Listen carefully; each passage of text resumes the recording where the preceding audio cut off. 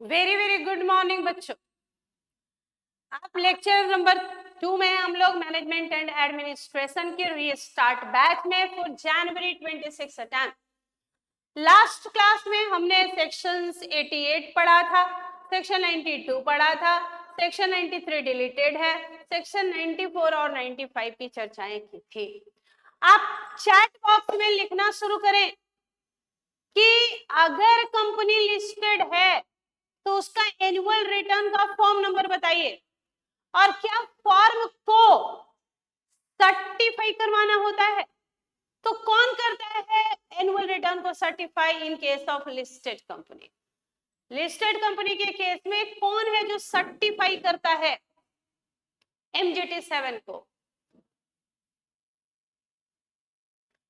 Form MGT 7 certify करता है practising company secretary in MGT 8। बताओ बच्चों, अगर कंपनी ओपीसी स्मॉल है तो क्या उसका एनुअल रिटर्न भी एमजीटी 7 में जाता है? उसका फॉर्म नंबर कुछ और है, उसका फॉर्म नंबर है बेटा एमजीटी 7A। फिर आपने कहा कि जो अदर कंपनियां हैं जो ना तो लिस्टेड है, जो नॉन लिस्टेड पब्लिक है, जिनका turnover paid up share capital 10 crore या ज्यादा या टर्नओवर 50 करोड़ या ज्यादा, वैसी कंपनियों का एनुअल रिटर्न भी एमजीटी 7 में सबमिट होता है और उसको सर्टिफाई सीएस एंड डायरेक्टर करता है। और अगर हमारी कंपनी ओपीसी स्मॉल है तो उसका एनुअल रिटर्न 7A में जाता है और उसको सर्टिफाई सीएस या डायरेक्टर कोई भी कर सकता है।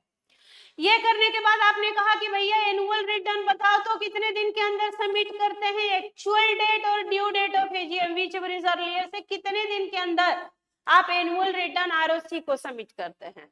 आप जवाब देते रहिए क्योंकि कम्युनिकेशन का और कोई मीडियम नहीं है।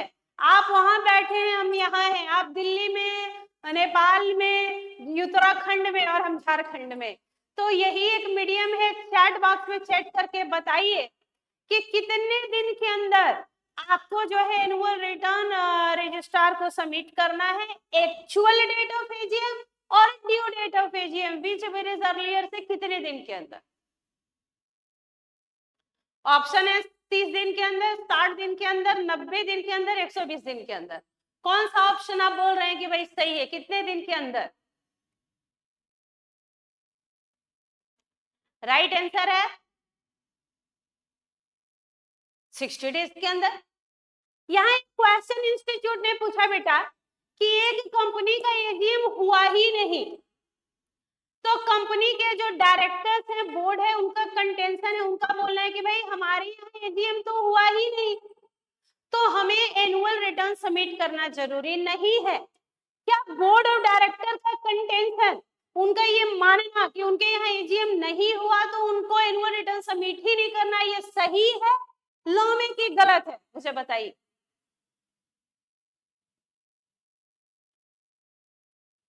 गलत है। अगर एजीएम नहीं हुआ तो जिस दिन एजीएम हो जाना चाहिए था, AGM should have been held, जिस दिन एजीएम हो जाना चाहिए था, ड्यू डेट वहां से 60 दिन के अंदर एनुअल रिटर्न सबमिट करना होगा। तो बोर्ड ऑफ डायरेक्टर का कंटेंशन कि चूंकि हमारा एजीएम हुआ ही नहीं तो हमें एनुअल रिटर्न सबमिट ही नहीं करना, ये गलत था। फिर आपने रजिस्टर्स का प्रिजर्वेशन देखा था बेटा कि अगर रजिस्टर ऑफ मेंबर हो तो परमानेंटली प्रिजर्व होता है, रजिस्टर ऑफ फॉरेन मेंबर हो तो परमानेंटली प्रिजर्व होता है। आप मुझे बताइए कि एनुअल रिटर्न को कितने दिन तक प्रिजर्व करके रखते हैं? आप मुझे बताइए कि एनुअल रिटर्न को कितने दिन तक प्रिजर्व करते हैं हम लोग? एनुअल रिटर्न को कितने दिन तक? बेटा इंटरैक्टिव होना होगा। इवेंट ठीक है, अभी आप क्लास लाइव ना देख रहे हो, आप रिकॉर्डेड क्लास से देख रहे हो, लेकिन जो आपसे प्रश्न पूछा जा रहा है उसको कम से कम चैट बॉक्स में जब भी देखें तो आप आंसर दें, अगर आपको आंसर आता है और आप पढ़ रहे हैं तो, कि एनुअल रिटर्न को कितने दिन के लिए प्रिजर्व करेंगे। जैसे रजिस्टर ऑफ मेंबर और फॉरेन मेंबर के रजिस्टर को हमने परमानेंटली प्रिजर्व किया, डिवेंचर होल्डर और अदर सिक्योरिटी होल्डर के रजिस्टर को हमने 8 years from date of redemption रखा।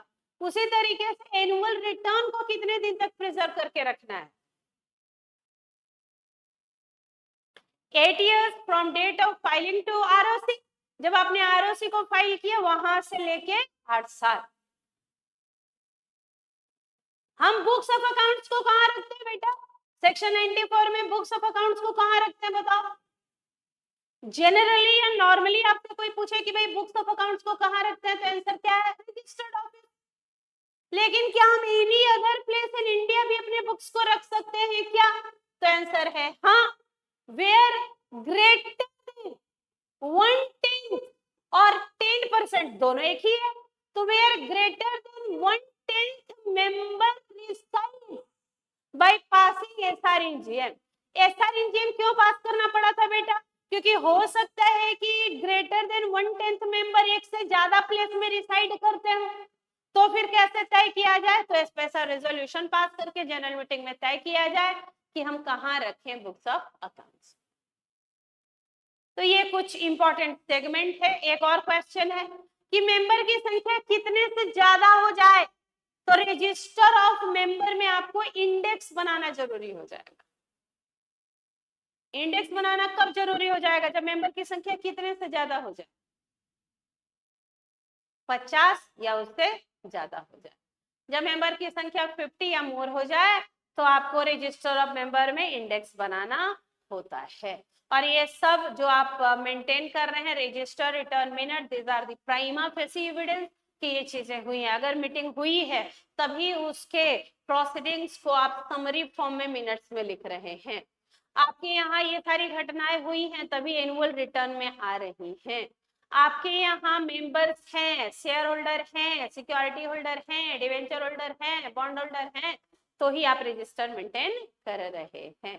तो ये सब प्राइमा फेसी एविडेंस है। प्लेस ऑफ कीपिंग देख लिया हमने एनुअल रिटर्न में 3 बातें की। उसका कंटेंट याद करना है, टाइम पीरियड याद करना है और उसका आपको सर्टिफिकेशन, साइनिंग, इन्फॉर्म याद करना था।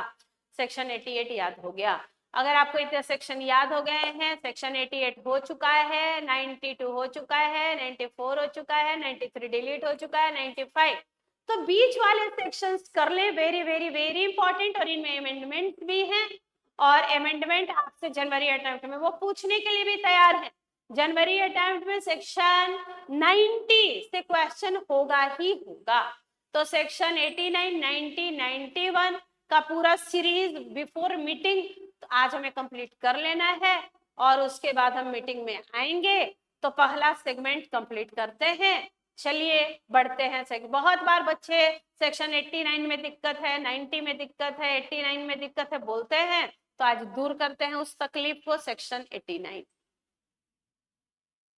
एक बार आप जस्ट यहाँ पे क्या लिखा है बस उसको जस्ट एक बार रीड करके समझना तो क्या लिखा है, बाकी हम समझाएंगे बेटा। आप जस्ट रीड करके देखो तो सेक्शन बोल क्या रहा है। थर्ड टाइम लगाइए 89 90 में, लेकिन ऐसे होना चाहिए कि जनवरी में अटेम्प्ट में क्वेश्चन होने जा रहा है इन सेक्शन से। थर्ड टाइम लगाएंगे, अच्छे से समझेंगे, आप इन्वॉल्व होइए, जवाब दीजिए मेरी बातों का, तो ही सब्जेक्ट आपको आसान लगेगा बेटा। चलिए एक बार जस्ट रीड।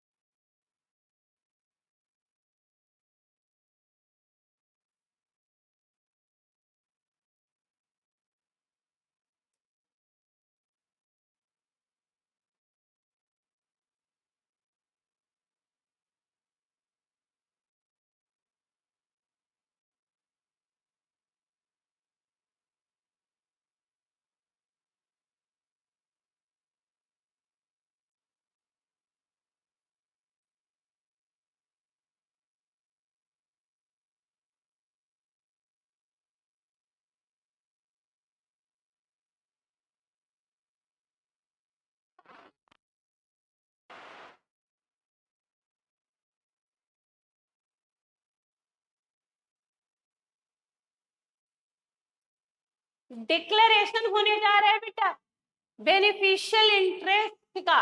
बेनिफिशियल इंटरेस्ट क्या होता है?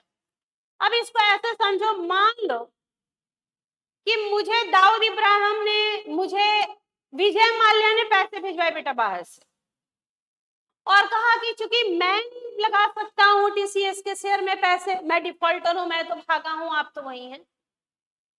आप मेरे पैसे जो है टीसीएस में लगा दीजिए। पैसे किसने दिए? विजय माल्या ने। पैसे किसके हैं? विजय माल्या के। उसने मुझे दिए और कहा कि आप टीसीएस के शेयर्स में पैसे लगा। मैंने कहा ठीक है। अब मैंने टीसीएस के शेयर खरीदे।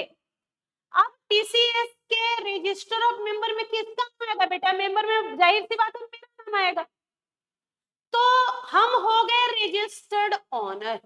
हम क्या कहलाएंगे? Registered owner. और मैंने कहा मैं मुझे ये बात टीसीएस को बताना होगा कि भाई मैं रजिस्टर्ड ऑनर हूं, पैसे मेरे नहीं है, मुझे विजय माल्या जी ने इतने पैसे दिए और कहा कि टीसीएस के शेयर में लगाओ। क्यों लगाओ टीसीएस? भाई आपको पता होगा कि टीसीएस अपने शेयर सबसे ज्यादा बाई एग्रेसिवली बाई बैक करके और अपने शेयर के प्राइस बढ़ा देता है। जब टीसीएस के प्राइस गिरने लगते हैं शेयर्स के, मान लो गिर के 3900 हो गया, तो 4500 में बाई बैक करता है और बताता भाई मेरी असली औकात मेरे शेयर्स की 4500 है। तो विजय माल्या ने कहा कि भाई एक काम कीजिए, मैं पैसे दे रहा हूं, मेरे पैसे आप टीसीएस में लगाना। मैंने कहा भाई पैसे आपके हैं। पैसे विजय माल्या के उन्होंने मुझे दिया, मैंने शेयर्स खरीदे टीसीएस के।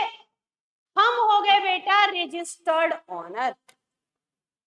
मैंने कंपनी को बताया ये बात एमजेटी 4 में कि भाई मैं कंपनी का रजिस्टर्ड ऑनर हूं, मेरा नाम रजिस्टर ऑफ मेंबर में मैं रजिस्टर्ड ऑनर हूं, लेकिन इस शेयर पे जो डिविडेंड मिलेगा, बोनस मिलेगा या राइट मिलेगा, वोटिंग राइट मिलेगा, वो मुझे नहीं चाहिए, वो सब आप विजय माल्या को दीजिए। तो यानी विजय माल्या है बेनिफिशियल इंटरेस्ट ऑनर या बेनिफिशियल ऑनर। अब ये बात विजय माल्या भी एमजीटी 5 कंपनी को बताएंगे कि वो रजिस्टर्ड ऑनर नहीं है, लेकिन वो बेनिफिशियल ऑनर है। रजिस्टर्ड ऑनर एमजीटी 4 में बताएगा कि वो रजिस्टर्ड ऑनर है, एमजीटी 5 बेनिफिशियल ऑनर बताएगा कि वो बेनिफिशियल ऑनर है। और ये बात कंपनी आरओसी को बताएगी कि उसकी कंपनी में कौन रजिस्टर्ड ऑनर है और कौन बेनिफिशियल। अब इसके लिए कौन बताएगा? एमजीटी 6 तो बोला कि कंपनी सेक्रेटरी, जिसको बोला कि कंपनी सेक्रेटरी बताएगा वो ऑथराइज होगा। अगर नहीं है कंपनी सेक्रेटरी तो वो डायरेक्टर जिसको ऑथराइज किया जाएगा वो एमजीटी 6 सबमिट करेगा। तो क्या है सेक्शन 89 बेटा? Declaration of beneficial interest ownership. मतलब यहाँ पे एक कंपनी है, मान लो हमने एग्जांपल लिया टीसीएस का, आप रिलायंस बोलिए, अडानी इंटरप्राइज बोलिए, तो एक कंपनी है मान लो टीसीएस लिमिटेड। इस टीसीएस लिमिटेड का मान लो 20% शेयर किसके पास था? रतन टाटा जी के पास था। रतन टाटा जी का एग्जांपल हमने लिया था जब आपको पढ़ा रहे थे। अब तो रतन टाटा जी नहीं रहे, लेकिन एग्जांपल वही याद रखिए, कोरिलेट करने में आसान होगा। टीसीएस का 20% शेयर है रतन टाटा जी के पास, तो वो हो गए रजिस्टर्ड ऑनर। अब ये बात वो एमजीटी 4 में 30 दिन के अंदर बताएंगे कंपनी को कि he is the registered owner. Ratan Tata ji के बारे में आप जानते होंगे बेटा कि वो केवल एक बिजनेसमैन नहीं, वो इंडस्ट्रियलिस्ट थे जो कि अपनी इनकम का 60% चैरिटी, ऑर्फनेज, डोनेशन वगैरह में देते थे। तो यहाँ पे भी रतन टाटा के पास बहुत सारे ऑर्फनेजेस हैं, अनाथालय थे। उन्होंने अनाथालय को बना दिया बेनिफिशियल ऑनर कि इस शेयर पे जो भी डिविडेंड आएगा, क्या आएगा? इस शेयर पे जो भी डिविडेंड आएगा, जो भी बोनस आएगा, जो भी कैपिटल गेन होगा, जो भी वोटिंग राइट होगा, वो किसको ट्रांसफर होगा? ऑर्फनेजेस को। तो ऑर्फनेज क्या हो गया बेटा? Beneficial owner. अब ऑर्फनेज एमजीटी 5 में ये बात बताता है कंपनी को कि वो इन शेयर्स का बेनिफिशियल ऑनर है, वो इन शेयर्स का बेनिफिशियल ऑनर है। तो एमजीटी 4 कौन सबमिट करता है बेटा? एमजीटी 4 कौन सबमिट करता है? Registered honour. एमजीटी 5 कौन सबमिट करता है? Beneficial owner. दोनों ने किसको सबमिट किया है अपना अपना डिक्लेरेशन कि मैं रजिस्टर्ड ऑनर हूं, मैं बेनिफिशियल ऑनर हूं? कंपनी को। और अब कंपनी किसको बताएगी ये बात? कंपनी बताएगी बेटा आरओसी को। कंपनी बताएगी आरओसी को एमजीटी 6 में विद इन 30 डेज कि वो जो है कौन है रजिस्टर्ड ऑनर और कौन है बेनिफिशियल ऑनर एमजीटी 6। अब एमजीटी 6 किसको फाइल करना है? कंपनी सेक्रेटरी को फाइल करना है, नहीं है तो पर्सन ऑथराइज। और अगर नहीं फाइल हुआ एमजीटी 6 तो कंपनी सेक्रेटरी और जो भी पर्सन लोग हैं सबको ऑफिसर इन डिफॉल्ट मान लिया जाता है। All the filing are to be done within 30 days. सारा फाइलिंग रजिस्टर्ड ऑनर भी 30 दिन के अंदर, बेनिफिशियल ऑनर भी 30 दिन के अंदर और कंपनी भी 30 दिन का, सारी फाइलिंग 30 दिन के अंदर हुई है, जीटी 4 हो 5 हो 6 हो। If declaration is not made, अगर नहीं डिक्लेरेशन दिया गया तो any right in respect of those share shall not be enforceable. तो कोई भी राइट है वो इनफोर्सेबल नहीं होगा, मतलब आपको कोई अधिकार नहीं मिलेगा, कोई इनफोर्सेबल नहीं होगा डिक्लेरेशन नहीं दिए। मतलब कहाँ, अगर रजिस्टर्ड ओनर को सब मिलेगा, अगर आप डिक्लेरेशन देंगे कि आप बेनिफिशियल हैं तभी तो आपको मिलेगा। This section is not applicable in case of dispute as to, अगर लीगल टाइटल को लेके who is the owner, legal title को लेके अगर दिक्कत है कि who is the owner of share, या अगर शेयर आपने किसी को गिफ्ट कर दिया है तो फिर आपको डिक्लेरेशन वगैरह इस तरीके का नहीं देना। और अगर कॉन्ट्रावेंशन करते हैं तो रजिस्टर्ड ऑनर बेनिफिशियल ऑनर को 50,000 का जुर्माना और 200 पर डे का लगेगा, मैक्सिमम 5 लाख तक का। कंपनी को 1,000 रुपए पर डे मैक्सिमम 5 लाख का लग सकता है। और जो ऑफिसर्स इन डिफॉल्ट है उनको 1,000 पर डे का मैक्सिमम 2 लाख तक का जुर्माना लग सकता है। अब यहाँ पे ध्यान से सुनिएगा, चैप्टर के अंदर बहुत सारी पेनल्टी हैं, हम जिन पेनल्टी को बोलेंगे कि इंपॉर्टेंट हैं वो याद कीजिएगा और जिनको नहीं बोले वो मत याद कीजिएगा। जो इंपॉर्टेंट पेनल्टी हैं वो हम बोलेंगे कि याद करो, जैसे सेक्शन 99 की पेनल्टी इंपॉर्टेंट है तो जो इंपॉर्टेंट है वो हम बोलेंगे, और नहीं तो क्योंकि बेटा 600 1000 पेनल्टी याद करने का कोई मतलब है नहीं। पेनल्टी एक पूछेंगे और उसके कारण हम अपना 500 पेनल्टी, उससे ज्यादा हम प्रोविजन समझने में और राइटिंग प्रैक्टिस में टाइम लगाए तो वो ज्यादा अच्छा है। क्यों? आगे बढ़ो। बेनिफिशियल ऑनर का मतलब एक बार रीड करेंगे सारे बच्चे, who is the beneficial owner, एक बार बेनिफिशियल ऑनर का आप रीड करें।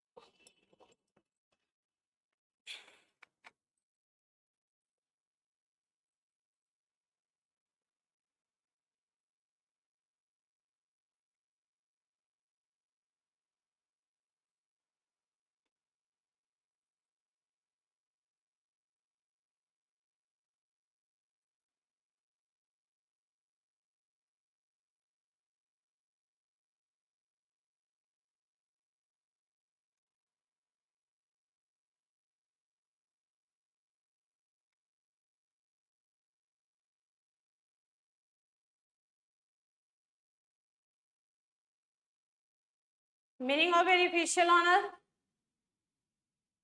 beneficial interest in share, beneficial interest in share include directly, indirectly, through any contract or otherwise, right of the person alone or together with any other person to exercise right attached to share, such as voting right, right, offer, receive and participate dividend, capital gain, any other distribution.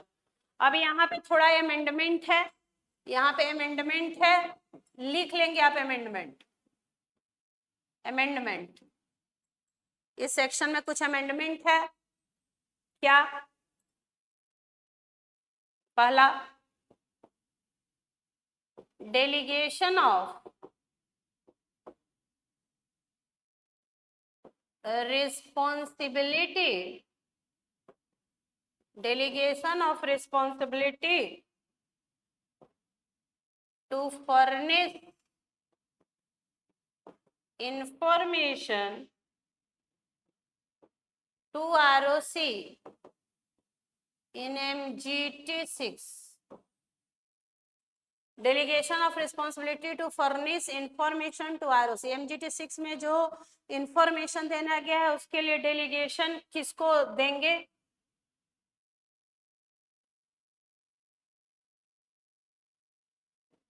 Company में designate, किसको designate करेगी बेटा? Company में designate, पहला CS को, दूसरा KMP को, other than CS। अगर सबसे पहले आपको डेलीगेशन किसको देना है? कंपनी सेक्रेटरी को। कंपनी सेक्रेटरी नहीं है तो अदर KMP।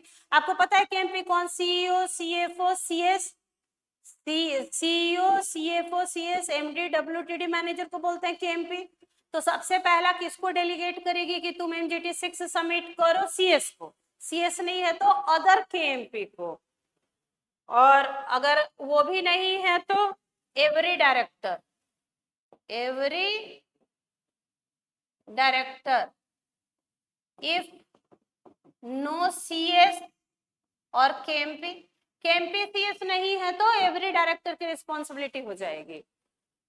तो अमेंडमेंट क्या है कि यहाँ पे डेलीगेट किया जा रहा है कि भाई किसकी रिस्पॉन्सिबिलिटी है कि MGT 6 सबमिट करना है। तो आपने कहा कि जो कंपनी है वो CS को डेजिग्नेट करेगी, अगर CS नहीं है तो दूसरे KMP को, वो भी नहीं है तो every director.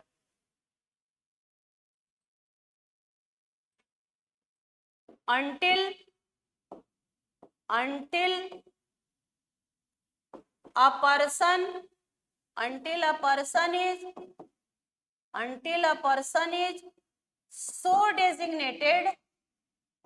a person is so designated, the following are responsible.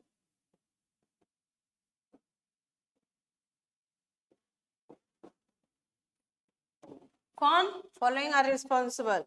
CS, if any, every MD or manager, every MD or manager, if no CS, और नहीं तो तीसरा every director, if no CS or MD or manager.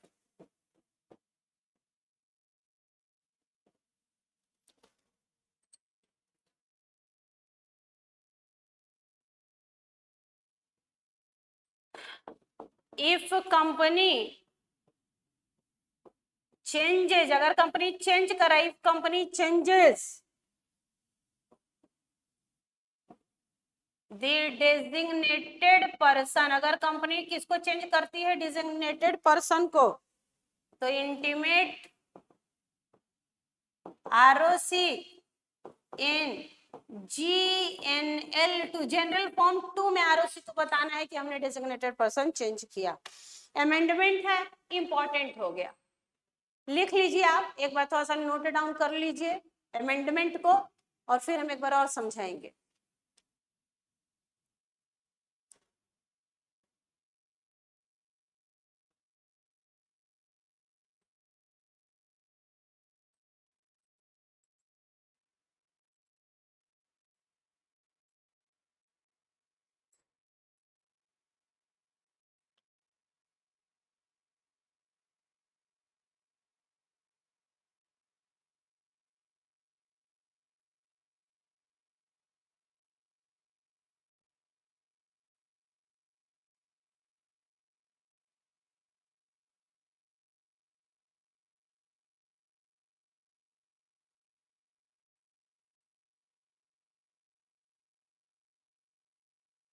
Amendment है।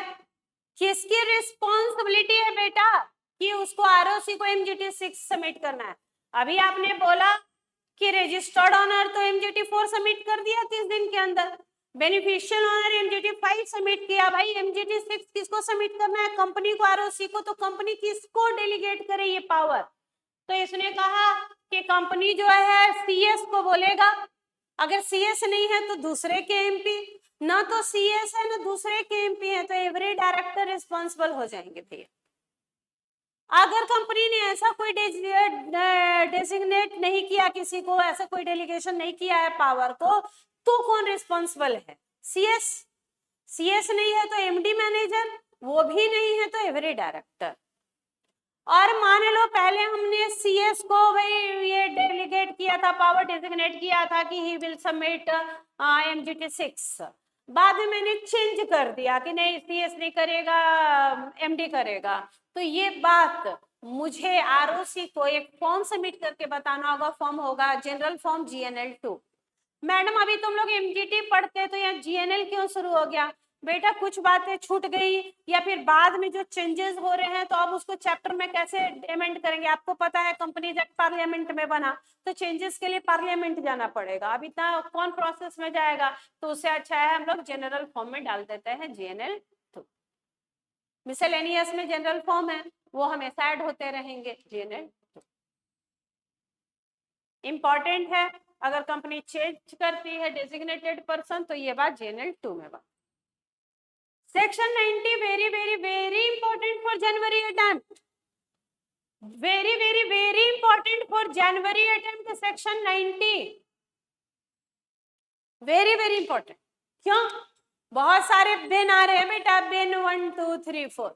अभी तक तो हमने MGT पढ़ा, अभी तक आपने कौन कौन सा MGT पढ़ा मुझे बता पा रहे हैं क्या? याद करो, सेक्शन 88 में MGT 1 2 3 तीन MGT हमने तो वही पढ़ी दिया। Register of member MGT 1, debenture holder और security holder MGT 2, foreign security holder MGT 3। अभी हमने सेक्शन 89 में 3 MGT पढ़ा। कौन कौन? MGT 4 रजिस्टर्ड ऑनर सबमिट किया कंपनी को, MGT 5 बेनिफिशियल ऑनर सबमिट किया कंपनी को, MGT 6 कंपनी ने सबमिट किया आरओसी को। उसके बाद एनुअल रिटर्न में हमने पढ़ा कि लिस्टेड कंपनी और अनलिस्टेड पब्लिक कंपनी जिसका paid up share capital 10 crore या ज्यादा है, टर्नओवर 50 करोड़ या ज्यादा है, वो अपना एनुअल रिटर्न MGT 7 में सबमिट करेंगे। OPC और स्मॉल कंपनी अपना एनुअल रिटर्न MGT 7A में सबमिट करेंगी। और उन अगर हम लिस्टेड कंपनियों की बात करें तो उनका जो एनुअल रिटर्न है उसको सर्टिफाई करेगा प्रैक्टिसिंग कंपनी सेक्रेटरी MGT 8 में।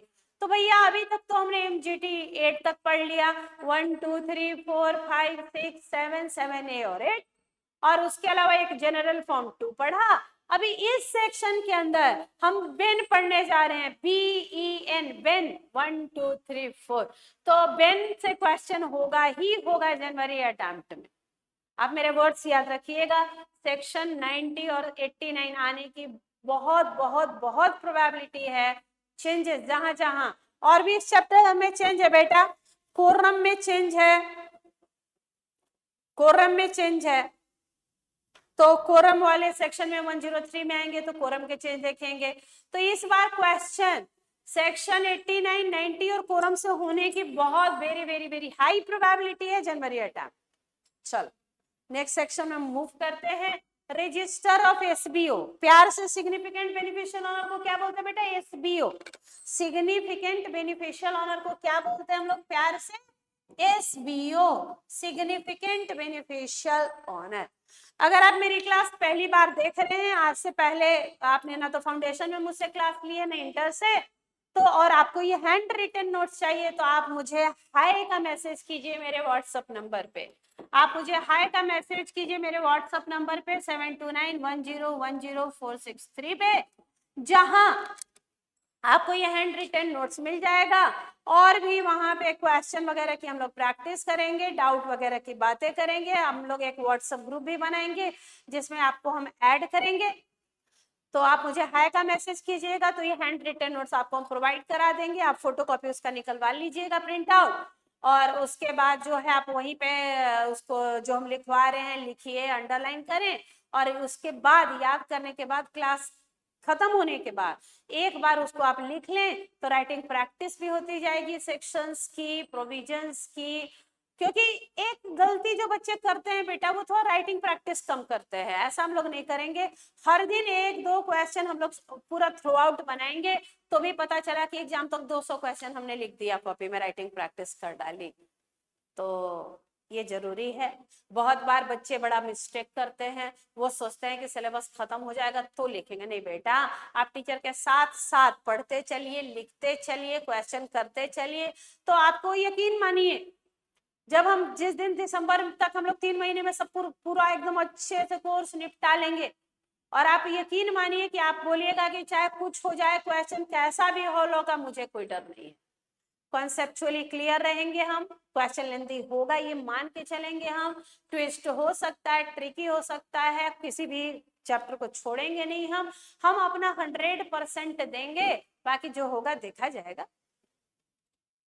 चलो, तो चाहे कितना भी गिरा पड़ा सिचुएशन हो जाए, 40 के लिए तो नहीं सोचना पड़ेगा ना बेटा, चाहे कुछ भी हो जाए।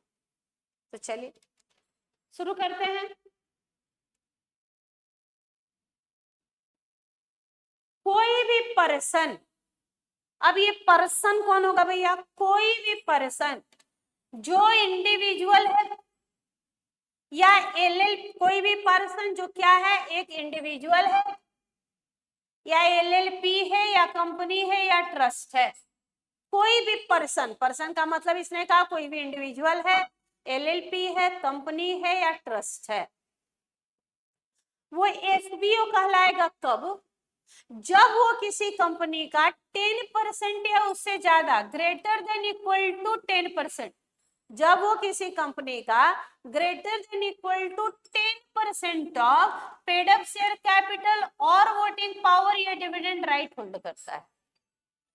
जब कोई पर्सन किसी कंपनी का 10% या उससे ज्यादा पेड अप शेयर कैपिटल या वोटिंग राइट या डिविडेंड राइट होल्ड करता है,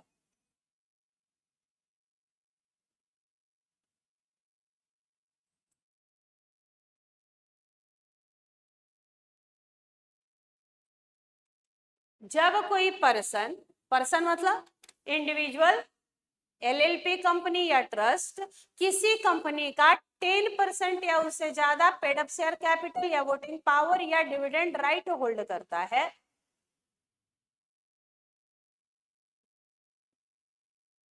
तो वो कहलाता है एसबीओ। एसबीओ मतलब सिग्निफिकेंट बेनिफिशियल ओनर। जब कोई पर्सन किसी कंपनी का 10% या उससे ज्यादा पेड अप शेयर कैपिटल या वोटिंग पावर या डिविडेंड राइट होल्ड करता है, तो वो कहलाता है एसबीओ, सिग्निफिकेंट बेनिफिशियल ओनर। अब देखो बेटा, यहाँ पे मान लो फिर से कि दाऊद इब्राहिम ने एक मिस्टर अंकित है, उनको 60 करोड़ रुपए दिए और कहा कि आप मेरे पैसे रिलायंस कंपनी में लगा दो, आरआईएल में मेरे रिलायंस के शेयर्स खरीद दो। अब वो खुद क्यों नहीं खरीद रहे हैं? अब बेटा वो जो लोग डिफॉल्टर है, विजय माल्या जी देश छोड़ के भाग गए, नीरव मोदी देश छोड़ के भाग गए, अब यहाँ शेयर में पैसे लगाने आएंगे तो पकड़े जाएंगे। तो उन्होंने मिस्टर अंकित को पैसे दिए 60 करोड़ और कहा कि आप मेरे पैसे लगा दो भैया आरआईएल में। आरआईएल का पेड अप शेयर कैपिटल कितना है बेटा? 500 करोड़। आरआईएल का पेड अप शेयर कैपिटल कितना है? 500 करोड़।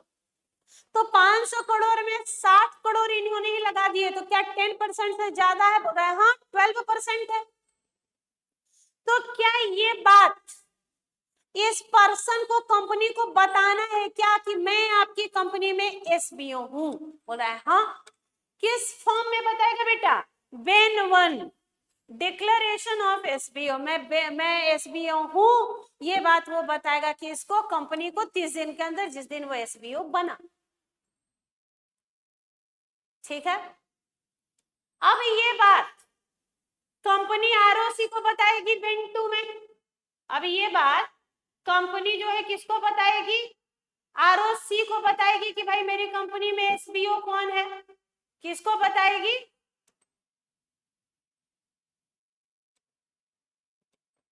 आरओसी को बताएगी बेन 2 में। ये बात रिलायंस किसको बताएगी?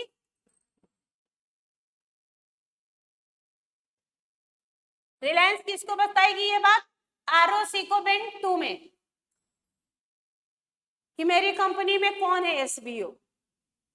और ये बात अपने यहाँ रजिस्टर मेंटेन करेगी कंपनी बेन 3 में, रजिस्टर ऑफ एसबीओ।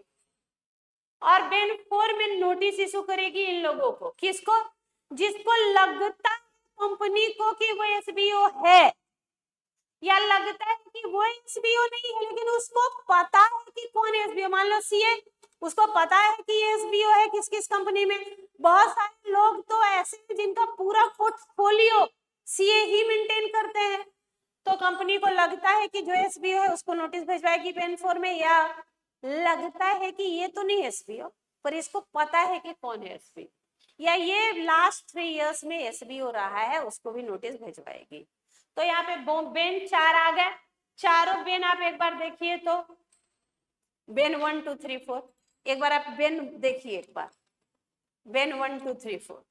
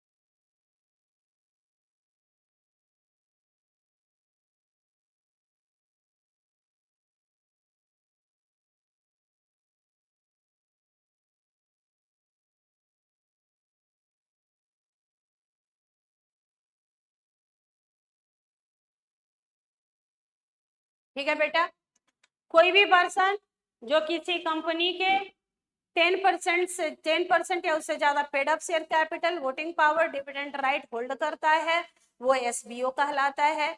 ये बात वो कंपनी को बताएगा बेन 1 में 30 दिन के अंदर कि वो एसबीओ है। और ये बात कंपनी आरओसी को बताएगी 30 दिन के अंदर कि उसकी कंपनी में कौन कौन एसबीओ है, और वो अपने यहाँ रजिस्टर मेंटेन करके रखेगी बेन 3 में, और नोटिस भेजवाएगी उन लोगों को जिसको कंपनी को लगता है कि वो एसबीओ है, या वो खुद तो एसबीओ नहीं है पर उसे जानकारी है कि कौन है एसबीओ, या वो पास्ट 3 इयर्स में एसबीओ रहा था, भेजवा दी नोटिस। अब ये जो कंसर्न्ड पर्सन है बेटा जिनको नोटिस आया है, इनको सबमिट करना होगा इंफॉर्मेशन जो मांगा गया कि क्या आप एसबीओ हो या आपको पता है, आप बताओ या लास्ट 3 इयर्स में एसबीओ रहे हो क्या। तो ये बात कंसर्न्ड पर्सन जो है 30 दिन के अंदर बता देगी। किसको? कंसर्न्ड पर्सन किसको बता देगा ये बात? कंपनी को रिस्पॉन्स करेंगे।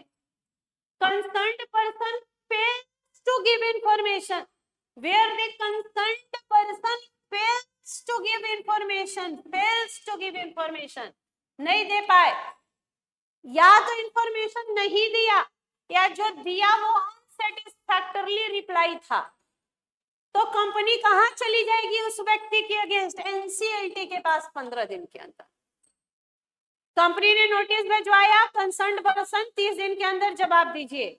अगर आप जवाब नहीं देते या आपका जवाब अनसेटिस्फैक्टरली है तो कंपनी कहां चली जाएगी बेटा? एनसीएलटी में 15 दिन के अंदर। एनसीएलटी क्या करेगा? NCLT restrict the right attached with this share like restriction। आपको कुछ आपके शेयर्स पे जो आपको अधिकार है कि आप शेयर ट्रांसफर कर सकते हो उस पर रिस्ट्रिक्शन लगा सकती है। आपको जो है वोटिंग राइट, डिविडेंड राइट वगैरह कुछ नहीं मिलेगा, इंटरेस्ट नहीं मिलेगा, सस्पेंड कर सकती है। एनसीएलटी कितने दिन के अंदर ये ऑर्डर पास करेगी? 60 दिन के अंदर। जब कंपनी एनसीएलटी के पास गई उसके 60 दिन के अंदर एनसीएलटी ये ऑर्डर पास कर देगी। पर्सन अग्रीव्ड, आप बड़े दुखी हैं कि एनसीएलटी ने ये क्यों मेरे राइट पे रिस्ट्रिक्शन लगाया, क्यों इस तरीके का किया, तो पर्सन अग्रीव्ड जो है वो एनसीएलटी नेक्लेट में जा सकता है, national company law appellate tribunal NCLAT में जा सकता है टू रिलैक्स और लिफ्ट रेस्ट्रिक्शन। लेकिन आपको कितने दिन के अंदर चले जाना होगा बेटा? 1 साल के अंदर। कितने दिन के अंदर आपको नेक्लेट में चला जाना होगा एनसीएलटी के अगेंस्ट? 1 साल के अंदर। क्या क्या हुआ? जो एसबीओ है उसने बताया कंपनी को 30 दिन के अंदर कि वो एसबीओ है। ये बात कंपनी ने आरओसी को बताया कि कौन कौन उनकी कंपनी में एसबीओ है, और अपने यहाँ रजिस्टर मेंटेन करके रख लिया बेन 3 में एसबीओ का। बेन 4 में नोटिस इशू किया उन लोगों को जो लगता है इसको कि या तो एसबीओ है या वो खुद तो एसबीओ नहीं पर उनको पता है कि एसबीओ कौन है, या जो लास्ट 3 इयर्स में एसबीओ रहे हैं उनको नोटिस भिजवाया। अब कंसर्न्ड पर्सन को कंपनी को इंफॉर्मेशन सप्लाई कर देना है 30 दिन के अंदर। नहीं किया या अनसेटिस्फैक्टरली किया तो कंपनी चली जाएगी 15 दिन के अंदर एनसीएलटी के पास, और एनसीएलटी रेस्ट्रिक्शन लगा देगा राइट पे, शेयर के ट्रांसफर पे, डिविडेंड पे, सब पे क्या लगा देगा? रोक, रेस्ट्रिक्शन 60 दिन के अंदर। और अगर आप एनसीएलटी के इस बात से नाखुश हैं, अग्रीव्ड हैं, दुखी हैं, पीड़ित हैं, तो एनसीएलटी के अगेंस्ट नेक्लेट में जाइए, national company law appellate tribunal में रिलैक्सेशन के लिए। कितने दिन के अंदर? 1 साल के अंदर।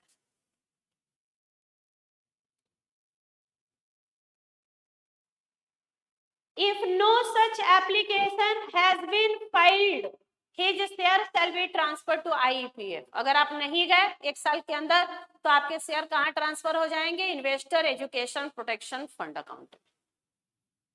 एसबीओ का मतलब एवरी इंडिविजुअल, एलएलपी, कंपनी या ट्रस्ट जो 10% या उससे ज्यादा बेनिफिशियल इंटरेस्ट होल्ड करते हैं और जिसका नाम रजिस्टर में नहीं है।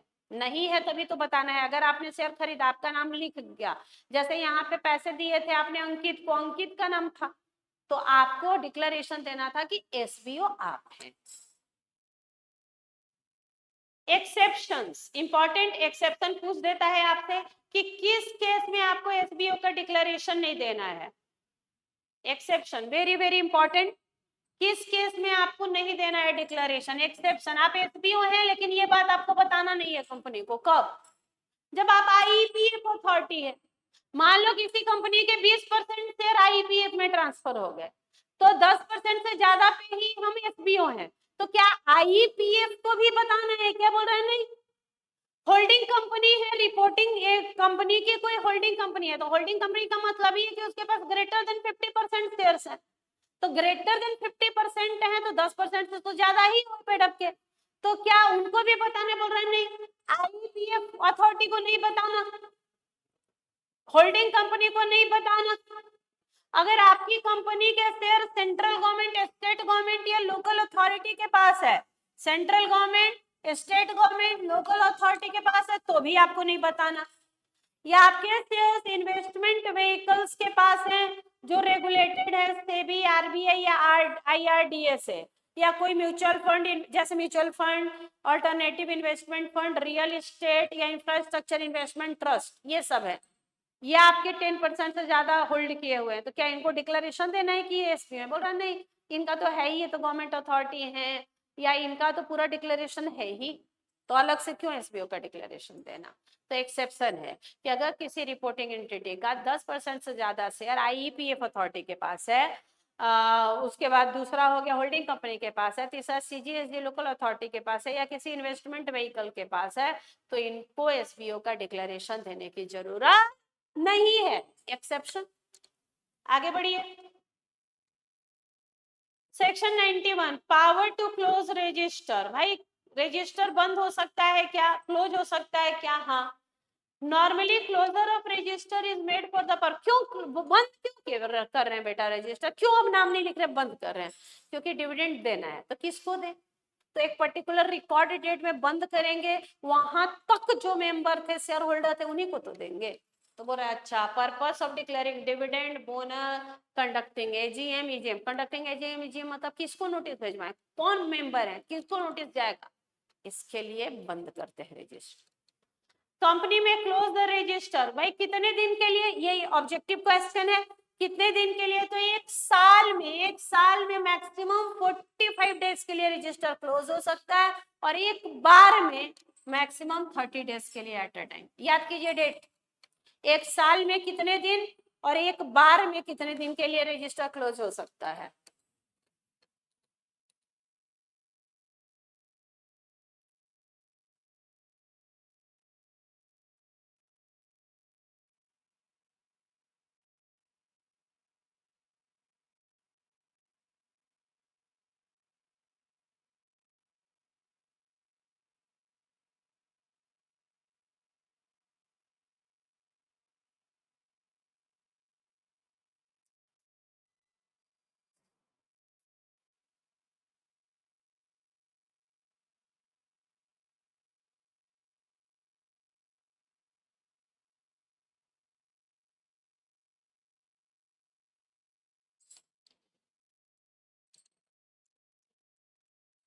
तो कंपनी कितने दिन के लिए बेटा रजिस्टर बंद कर सकती है? 45 डेज इन फाइनेंशियल, एक साल में 45 दिन, पूरा साल मिला के, मान लो किसी बार 10 दिन, 15 दिन, ऐसे करके टोटल 45 दिन, और एक बार में एक लगातार 30 दिन at any one time.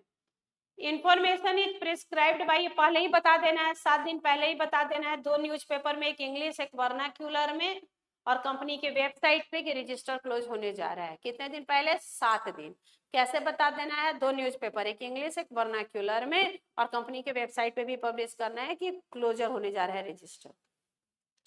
Listed कंपनियां, लिस्टेड कंपनियों को जो सेबी से हैं उनको 30 दिन पहले नोटिस देना। लिस्टेड कंपनियों को 3 दिन, बाकी को 7 दिन। एक्सेप्शन, प्राइवेट कंपनी को नहीं बताना है, ठीक है। और अगर आप कॉन्ट्रावेंशन करते हैं प्रोविजन का, तो कंपनी को, कंपनी लायबल होगी 5000 per day from every extra day of closure, या 1 lakh whichever is lower, lower of 5000 रुपया पर दिन का लगेगा आपको, जितना एक्स्ट्रा दिन आपने क्लोजर किया रजिस्टर, और 1 lakh whichever is lower. अब यहाँ पे आपको कुछ क्वेश्चन की आज प्रैक्टिस करनी है, ICAI से कल डिस्कस करेंगे। आपको कुछ क्वेश्चन की प्रैक्टिस करनी है।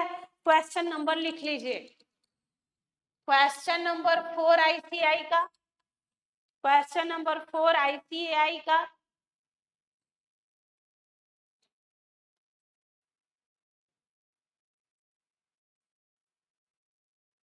13 4 13 20 4 13 20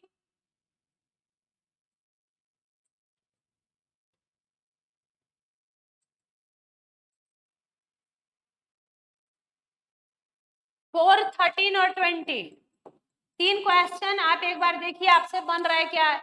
अभी तक आपने जो पढ़ा वहां से 3 क्वेश्चन आपसे बन रहा है क्या। क्वेश्चन नंबर 4 13 और 20 कल की क्लास में राइटिंग प्रैक्टिस करेंगे, जहां की कैसे लिखते हैं, कैसे हम फॉर्मेट बनाते हैं, कैसे प्रोविजन लिखते हैं, कैसे एनालिसिस कंक्लूजन लिखते हैं। कल की क्लास में ये काम सबसे पहले करेंगे, उसके बाद हम नेक्स्ट सेक्शंस की ओर मूव करेंगे। पहला सेगमेंट कंप्लीट हो गया सेक्शन 88 to 95 का। 88 रजिस्टर ऑफ मेंबर का, 89 declaration of beneficial interest, 90 register of SBO, 20 closure of register, 92 annual return, 93 deleted, 94 place of keeping books of account register return और 95 prima facie evidence खत्म हो चुका है। कल की क्लास में 3 क्वेश्चन की राइटिंग प्रैक्टिस करेंगे और उसके बाद हम लोग आगे बढ़ेंगे मीटिंग की और सेक्शन 96। तब तक आप पढ़ते रहें, लगे रहें, स्वस्थ रहें, व्यस्त रहें, मस्त रहें, लगे रहें। चैनल को अगर आप मेरी पहली बार देख रहे हैं तो लाइक शेयर और सब्सक्राइब करें अगर आपको अच्छा लगता है तो। और हैंड रिटन नोट चाहिए तो मेरे व्हाट्सएप नंबर 7291010463 पे आप मुझे हाय का मैसेज कीजिए, आपको नोट्स मिल जाएगा। तो वेरी गुड बाय, कल फिर मुलाकात होगी आपसे इसी समय 9 बजे। Thank you.